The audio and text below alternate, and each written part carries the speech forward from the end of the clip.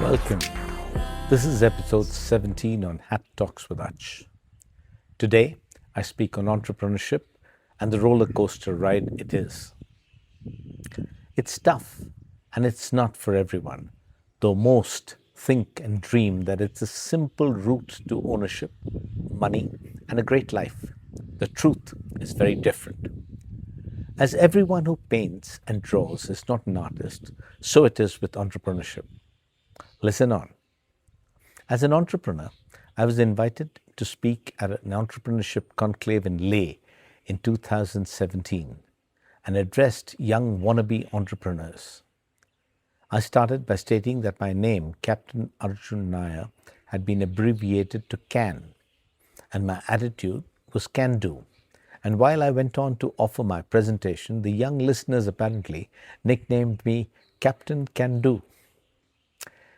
Having said that, my personal views based on my own experiences suggest that when an idea is becoming a project that possibly leads to entrepreneurship, do not engage a consultant who will ask for figures, projections, future plans, manpower estimates, and then dump you with Excel sheets, figures, and reasoning of many types, which will be Greek to you.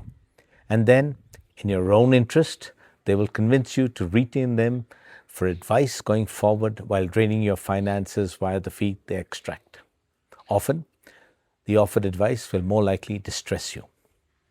Never seek advice from family or friends working for others, for they, again, in your own interest, dissuade you with doomsday stories and what could go wrong. For none of them have your fire, have your thinking, have your concepts and your belief, or ever felt those sensations. None of them have been entrepreneurs.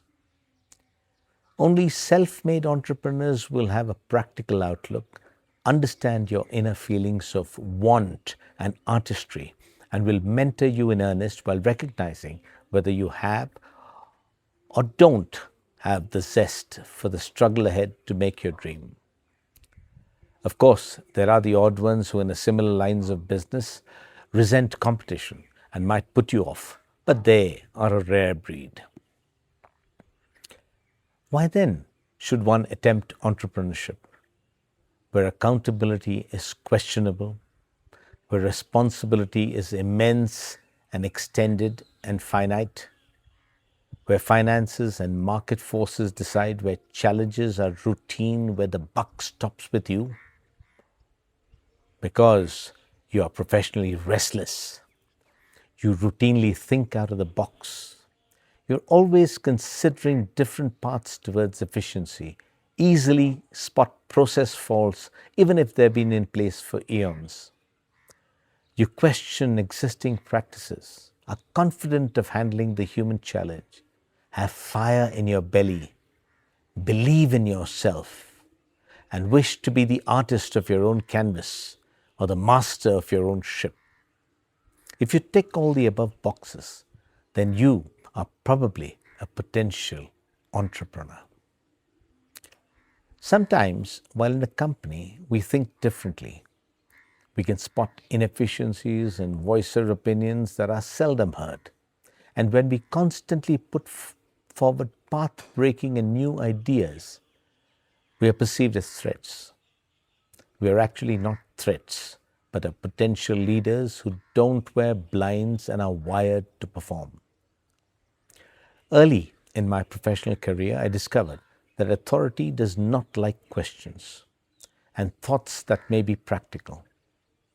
As a young cadet, when my chief mate didn't know the answer to a question that I posed, I went on to discover the answer and then explained the answer to him. My reward for that action? It was to be sent off on chipping duty the forecastle, which is the bow of the ship right in front, in a moderate head sea where I was pitching for the next 1 week. I was apparently considered cocky. A few years later, as a proud watchkeeping officer, I questioned the captain on the infringement of a standard practice followed on the bridge. He was one who never liked to be questioned, and while he sheepishly accepted the fact, he went on to make an attempt to have me socially boycotted on board. While his very uncaptain-like attempt was not fully successful, I learned then that I was different and would always court controversy, if honest.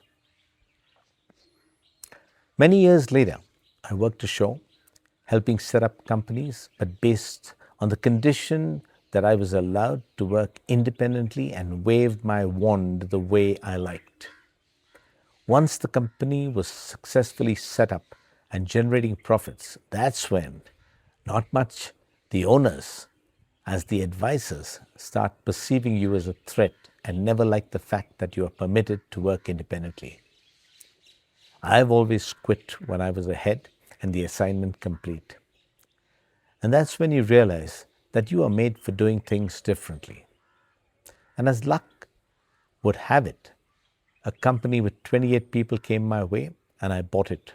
Had my true experience of what an entrepreneur and their life meant, and went on to change the very profile and character of that company.